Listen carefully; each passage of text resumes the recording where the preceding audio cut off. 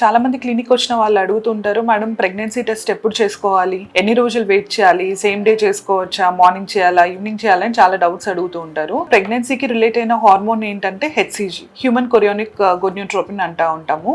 ఈ hormone levels అనేటివి మనకు మాక్సిమం ఎర్లీ మార్నింగ్స్ లో ఉంటూ ఉంటాయి అన్నమాట. సో ఈ ఎర్లీ మార్నింగ్ కానీ మనం చెక్ చేసుకున్నట్టయితే మనకి హార్మోన్స్ ఎక్కువ ఉండడం వల్ల మనకి రిజల్ట్ అనేది ఈజీగా డిటెక్ట్ అవుతూ ఉంటుంది. అది కాకుండా మనము డేలో ఎప్పుడైనా చేసుకోవచ్చు, అలాగేం లేదు మార్నింగే చేయాలి అని.